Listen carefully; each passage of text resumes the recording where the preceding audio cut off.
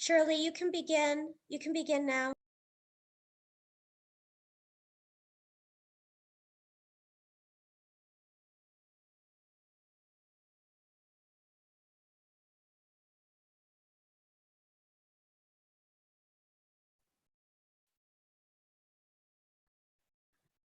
Greetings from Bangalore in India.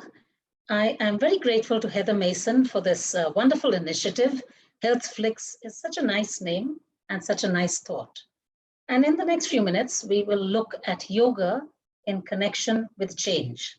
In the last few weeks, there have been so many changes thrust upon us in rapid succession, and most of them have been very unexpected, and there has been a certain amount of stress related to the change. So let's try and understand a bit about why we respond to change with a feeling of stress. To begin with, irrespective of the content or the type of change, any deviation from our routine can be stressful. So it may be even going on a much longed for vacation or moving to a home which we have looked forward to for some time.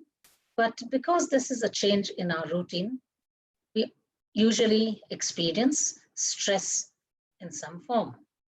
Now, why?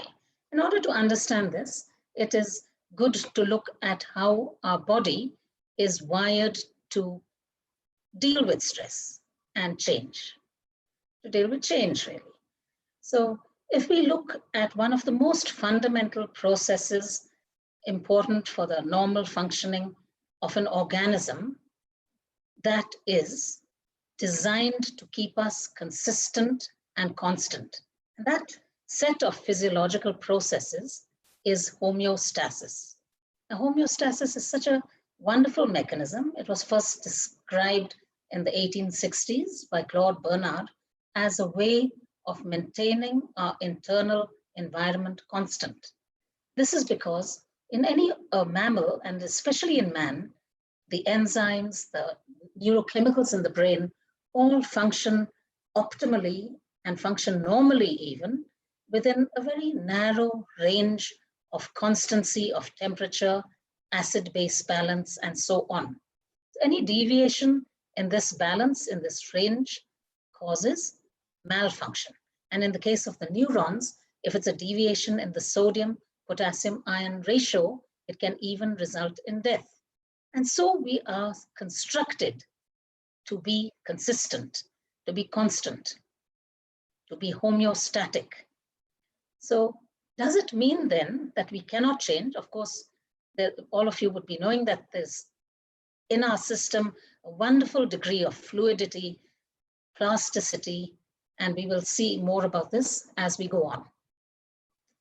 The other part of physiology that I'd like to touch on is not just our whole system, but very specifically our brain.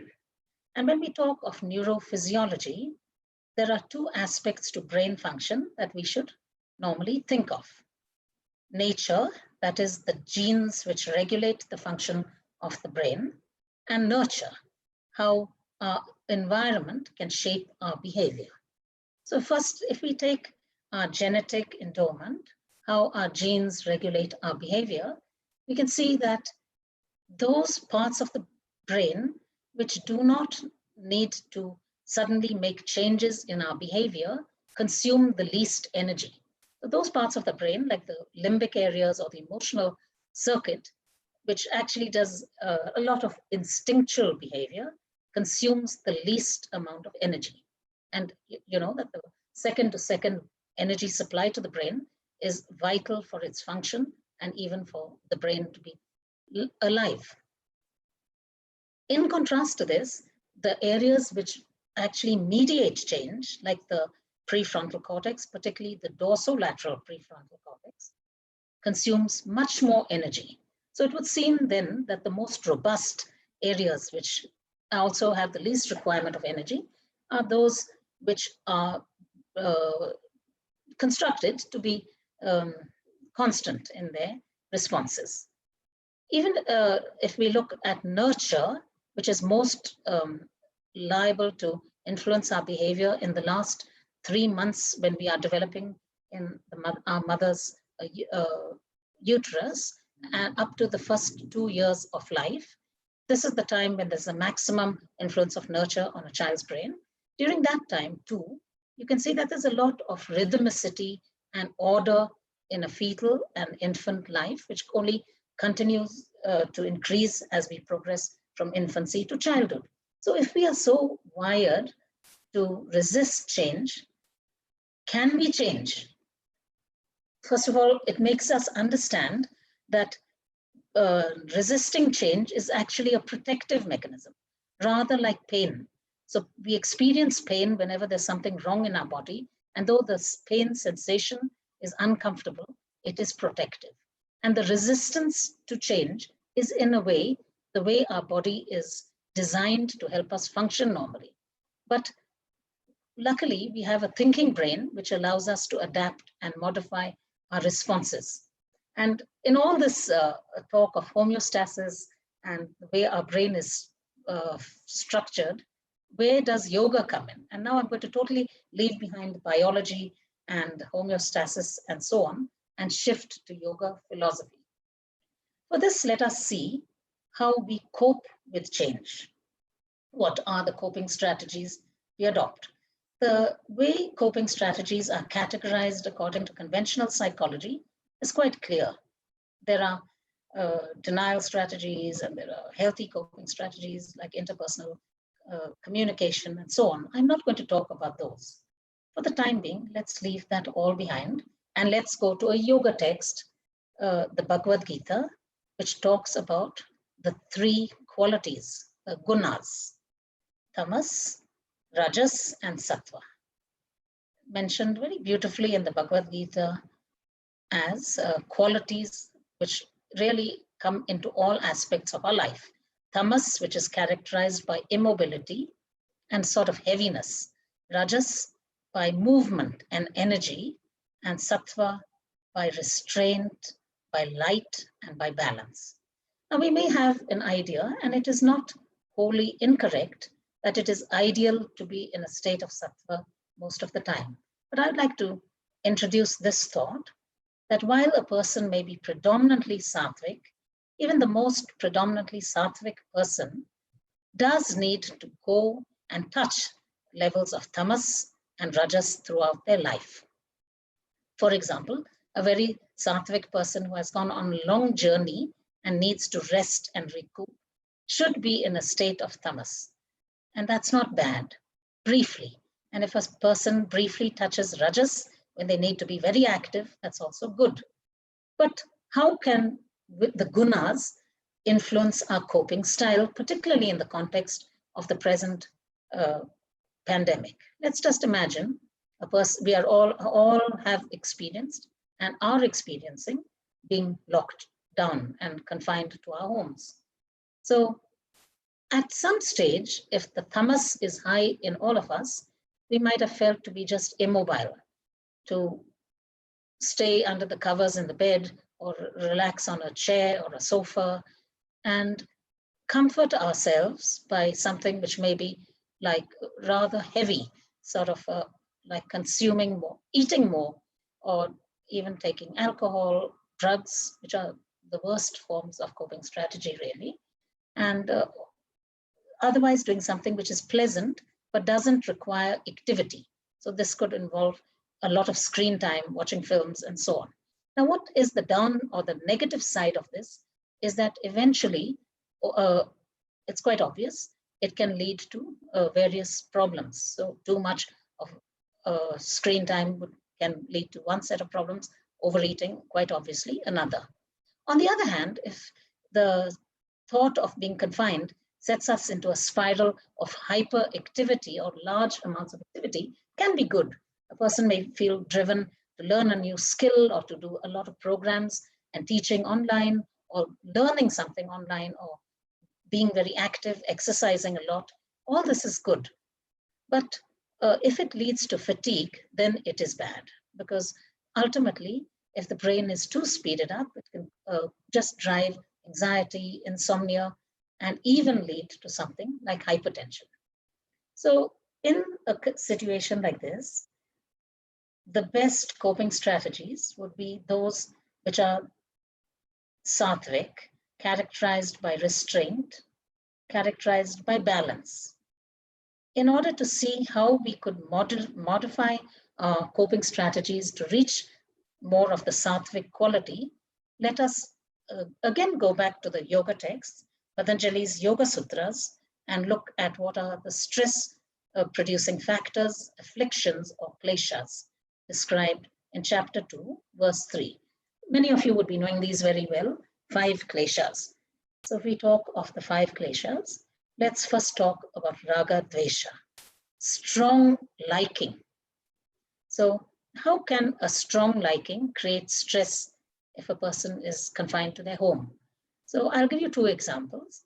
A person may very much want to get out, and we've all seen images of people who've been out on the beaches wanting to swim or surf. And there's nothing wrong in that because it's a very lovely and enjoyable activity.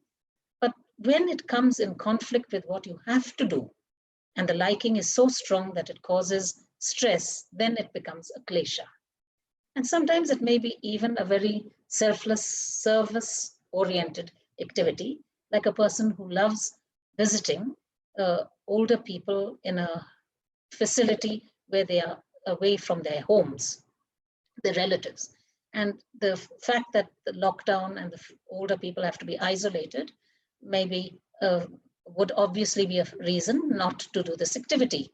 So though the intention may be very good, that is to selflessly visit older people, the fact that you are not able to visit, if it causes stress, can be then considered a klesha.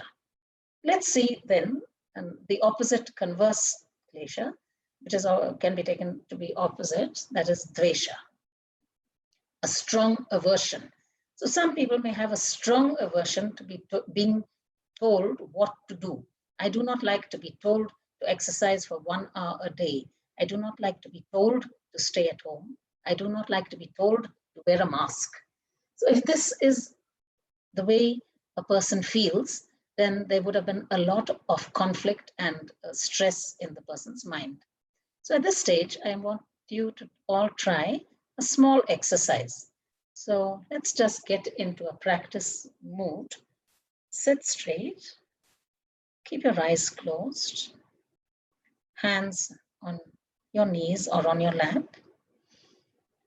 Breathe deeply and try to make your exhalation longer than inhalation.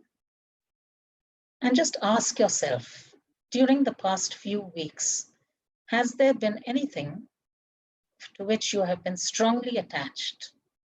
A person, an activity, an object, and denied this particular person, thing, or object? Have you felt stress?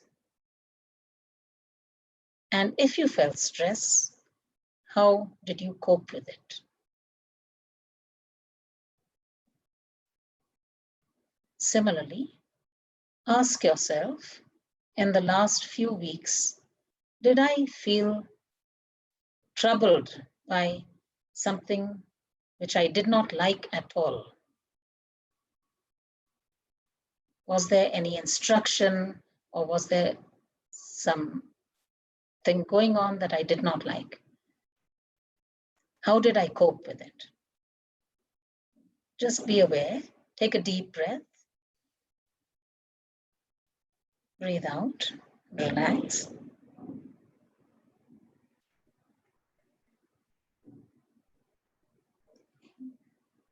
And now let's move on to the next 2 kleshas, asmita, a sense of self. Sometimes we label ourselves in a particular way. I am a healer. I am a scientist. I am a doctor. I am a mother. I am a child. And because of these labels, we think that we need to do something or we need to be treated in a certain way. Sometimes our sense of self is such that we do not like others intruding into our personal space, into our time. And this can cause stress as well. The other klesha is avidya, wrong knowledge. I'll give you a few examples of this. The most typical, which is always given, is where people think, though they know it factually, they think that something which is obviously has a fixed lifespan is eternal. So our very existence here on earth has a certain lifespan, has a certain time span. And if we think that we are here on earth eternally, obviously that's the most typical form of avidya that everyone talks about. It can also take other forms. We could be thinking that, for example, those of us in the field of yoga classes have to be conducted in a classroom. And this is something which will never change. Is there going to be a change? How can it be? Or it could be, for example, wrong knowledge, thinking that a particular thing has to be very pure. This is often cited. And whenever I hear this, one thought which comes to my mind is the relationship between a guru and a student. Some people have a fixed idea of what surrendering to a guru means. And because they have such a fixed idea, they're not open to anything which could be erroneous. And because of this, certain very bad situations have arisen. Let me give you one more example. We may think that a particular object will inevitably bring us joy. This could be something we eat. So as if the quantum of joy can only be increased by the intake. And as we eat more and more, we'd obviously have discomfort. So joy eventually turns to pain. So let's just try an exercise here and try to explore whether we have felt any sense of self or wrong knowledge in the last few weeks. So please close your eyes, sit straight, normal breathing. Your exhale longer than the inhale. And ask yourself, has my, or your, whichever way you want to put it, vision of myself actually caused me stress? I think of myself as a yoga teacher, and so I have to be always available. I have to be always well. I have to be balanced. I think of myself in a particular way, and if I'm not that way, it causes me stress. Has my sense of boundaries been invaded in a way that I found stressful? And if it was, how did I cope with the stress? Take a deep breath. Go a little deeper.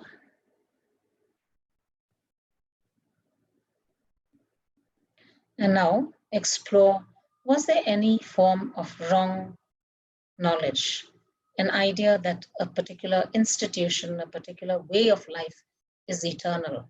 And when you see a change in that, did that frame no longer fit my frame of reference, and was it stressful?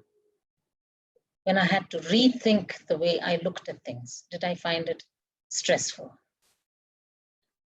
How did I cope with it? Was it more of tamas? Was it more of rajas? And did it inconvenience me? Gently open your eyes, and we now move to the last of the kleshas, abhinivesha, fear of death. Fear has been one of the most stress-producing factors during this time. People have experienced fear at all levels, and very rightly so. Fear of infection, fear of someone loved falling prey to the infection, fear of death itself. And now, as the lockdown eases, fear of infection again, and all sort of economic worries and so on. Ask yourself, and though we won't go through the exercise at this point of time, ask yourself which fears have been, if any, have been particularly troubling to you, and how you coped with them. And do you feel that coping was particularly sattvic, rajasic, or tamasic, or none of these.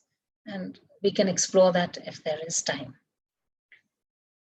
And as we make an effort to be restrained in our response to something that crops up in our mind.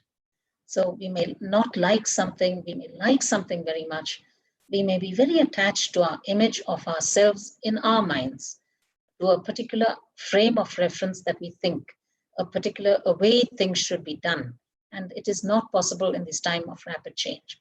And fears. If any of these 5 crop up in our lives, it is important to stand back and observe our response. And this introspection, if you like, or this going inwards and awareness is possible only when we are aware that we need it, and when we slow down our thought processes and take cognizance of the fact that we are responding or reacting to something happening in one of these 5 ways, and possibly other ways which are stress producing for us. The good news is that, and as all of us know, there is so much change possible in the brain, and the way the brain is not wired to be fixed in a particular way, but it's fluid and plastic and changeable throughout life. And yoga practice, as many of you would be aware of the wonderful research which has shown plasticity possible in the brain, not just the functions, but also the structure at different stages of life, even right up to old age. And there's a wonderful paper written by a person called John Torday, which appears in a journal called Biology, published in the year 2015, which says a very nice thing, that homeostasis, which is actually our anchor pin of consistency and constancy, is itself capable of such marvelous changes that if we read developmental physiology, we can realize that changes within the limits of homeostasis have allowed animals to leap from one species to another during evolution without getting extinct. So the very process of remaining constant is a way of allowing us to survive. With that background, we can really understand that we can use our thought processes and the way our brain functions to allow ourselves to adapt to the rapid changes that we have to in this time of change. I came across one more article in a management journal, which actually tried to put together certain coping strategies and ways of managing change. And before we go into any practice, I would like to cover the points. They actually begin with the letter C, and there are 5 of them. The first one is coping, and they went through the conventional coping strategies, talking about using healthy coping strategies like philosophical, falling back on philosophy or interpersonal contact, rather than denial strategies like alcohol or drugs or overeating and so on. And we've covered that in terms of the gunas rather than conventional psychology. Comprehension. I think this is a very important part. We see that many people have rebelled across the world at the constraints being put on them during the lockdown. And this is partly because people, though they have understood it at a logical level, have not realized that they do not like, and I don't like, being told what to do. Most of us don't like it at a certain stage in our lives. And so if we are told what to do, it can become a little annoying until we really tell ourselves, no, this is not just an instruction from outside. This is myself responding to a threat. And also various other levels of comprehension, which I'm not going to go into now. Maybe we can take it up in the interaction. The third, fourth, and fifth point, which I'm now going to cover, are very nice and useful ways of dealing with change. The third way, so first is coping. Second is comprehension. So these are good. The third one is community. During this time of rapid changes, it is best to be involved with like-minded people. So in most countries, there are people who have strong opinions about the socio-political situation. And if we align ourselves with people whose views are opposite to us, it will only add to the burden of adjusting to this rather odd time. That's how the concept of Sangha, a group, satsang, a group who come together with common intention to exchange ideas is so lovely. And that's what HealthFlix has enabled us to do. So community, so coping, comprehension, community, continuity.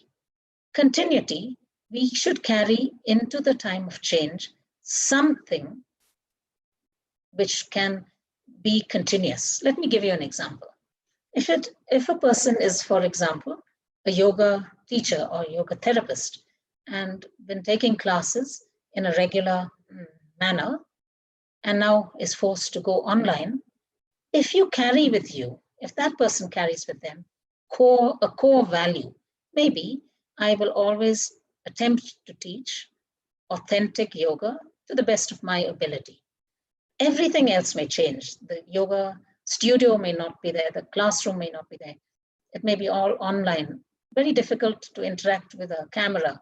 But all the same, if the core value is there in our hearts, in our being, that gives a sense of continuity from the past through the changing present and into the uncertain future. I really liked this idea of continuity, and particularly linking continuity with something that we can control, a core value perhaps, or something else of this nature. The last one, the fifth C, very nice, compassion. During this time of change, it's very important that we have compassion towards ourselves, realize that yes, if we wanted to cope using a tamasic strategy at some stage, maybe the first part of the lockdown, the last part, or different parts of the day, we have more of tamas, that's also all right. We are coping with uncertain times, with very drastic changes. We don't have to live in sattva all the time. We can be gentle with ourselves, compassionate with ourselves. We should be compassionate with those around us because the change is affecting everyone. So even if people are not functioning exactly the way we like, but if we look upon them also as people who are in the same time of drastic changes and uncertainty, there's every likelihood that we would feel more compassionate towards them. And so this has been a very brief introduction to yoga and change. And now I would like to take you all through the next 7 minutes approximately, a brief practice, mainly of Brahmari. So please get into position. If you can sit either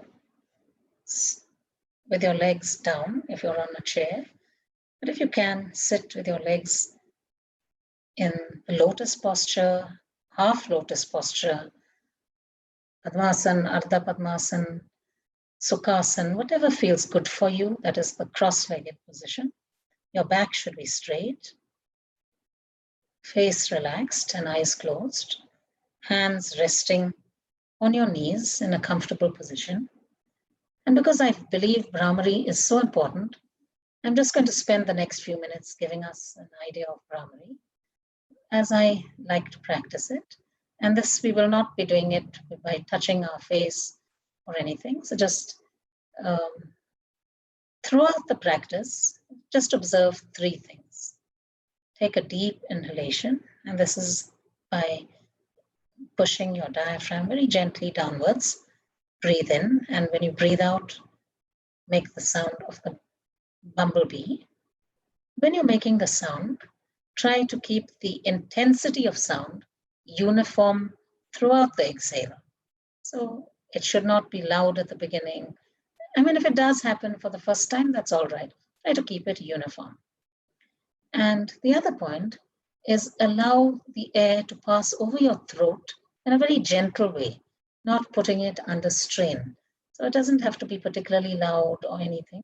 Very gentle movement of air as you hum. And the third point is if you are doing it with other people in the room, remember that everyone breathes at different rates. So if you finish the inhale and exhale sooner and start again before the other person, that's all right. So let's start a few rounds of Brahmari. Keep your eyes closed very gently. Inhale.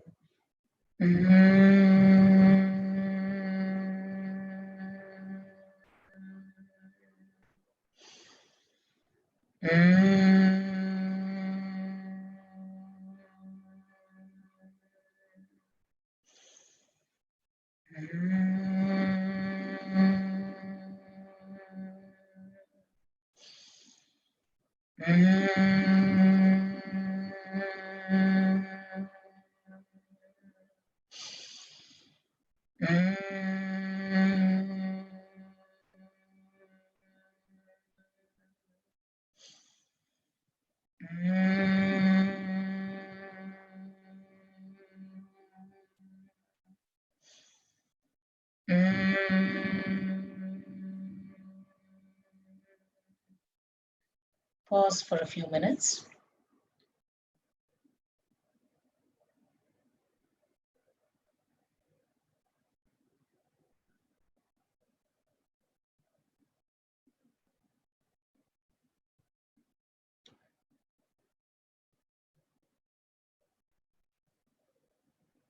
Just sit with your back straight, eyes closed. Resist any impulse to movement or action.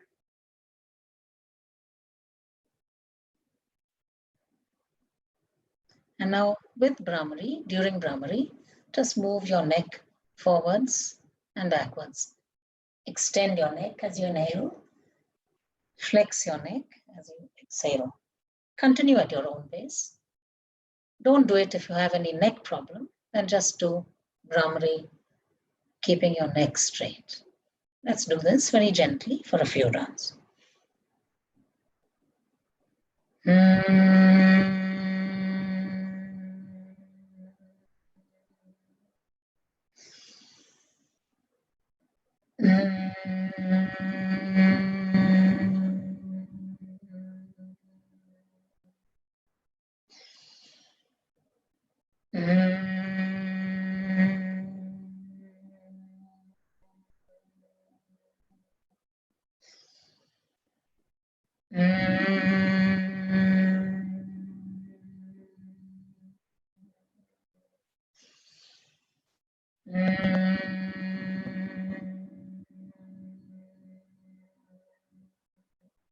Two more times.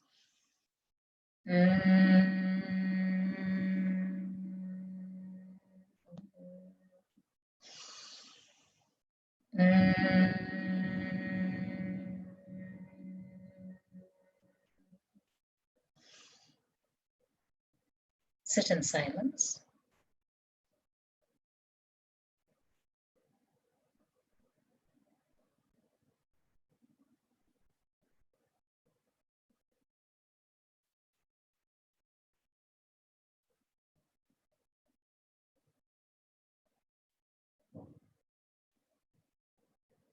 You just have a brief time to say Om Asatoma Satkamaya before we move to a short interaction. Let's say together. Om Asatoma Satkamaya Tamasoma Jyotirgamaya Mrityoma Amritam Kamaya Om Shanti Shanti Shanti. Can we move from darkness to light, from ignorance to knowledge, from a sense of our mortality to a sense of immortality and divinity. Shanti, Shanti, Shanti. Peace, peace, peace.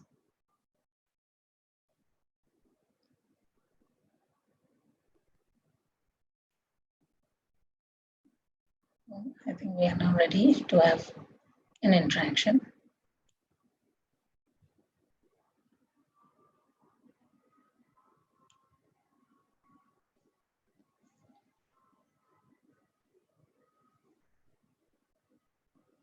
So, okay, I'm just waiting for Shirley, you read the, Yes. there's something in the text about your protocol in India in the chat. You can talk to that. Okay. Yeah.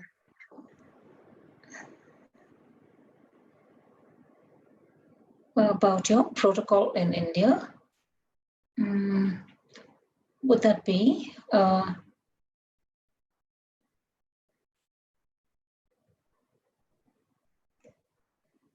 Okay, so we have done a small study. Should I enter it, Heather?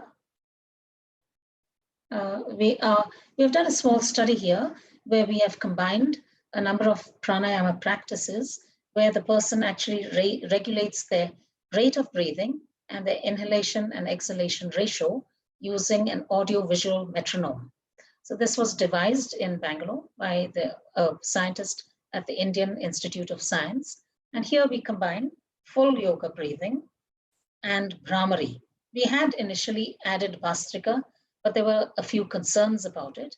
And this is being given to asymptomatic individuals who are forced to be, who are COVID-19 positive and who are in quarantine. It is particularly targeted at addressing issues of anxiety, insomnia, and possibly boosting their immunity.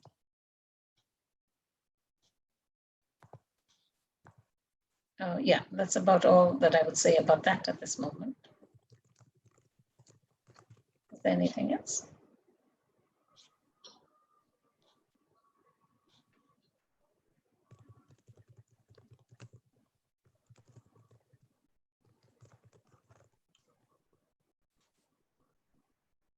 I think there's a question about why you chose those breath practices specifically, what you're hoping to see.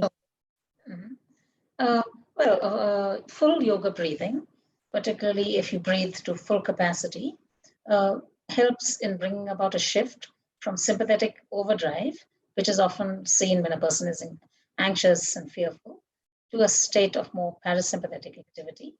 So that's how we added full yoga breathing. And of course, we also wanted to have a positive impact on the respiratory system, which full yoga breathing has been shown to increase over time. Whether it would do it in the short amount of time during which people are quarantined is not clearly known. It's usually shown after a month. Brahmari, on the other hand, has many clear benefits. It causes a shift in the EEG from fast activity, beta gamma waves, to more of a slow EEG, slow alpha, and even a bit of theta. And apart from this, when we do any humming activity, not necessarily Brahmari, even if we hum a favorite song, then it pushes nitric oxide, which is present in our paranasal sinuses, into our nasal cavity. This has a number of benefits, clearing the sinuses and really facilitating upper respiratory tract clearing and optimizing the function of the upper respiratory tract.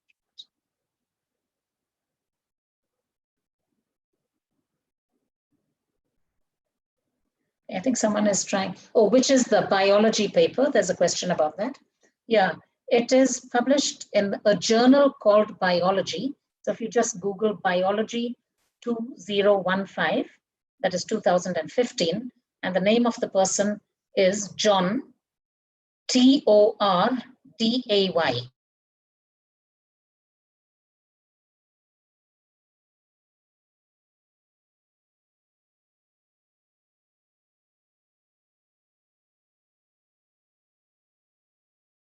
Let me get into the chat.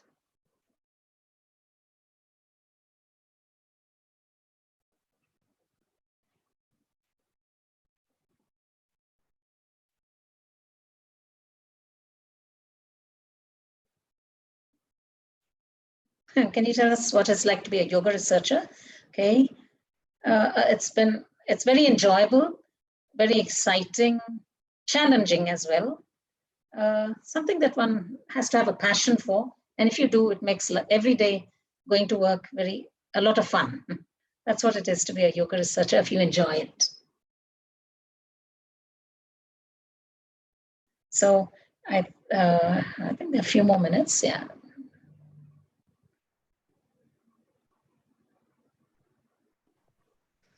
I think maybe if there are no further questions, You can just say thank you. Okay, so it's been very nice being in this panel, a chance to interact with the people here and talking about yoga and change. Once again, thank you, Heather, this nice platform to do it. And greetings and Shanti, Shanti, Shanti to all of you. Thank you. Thank you, Shirley. Thank you, Heather.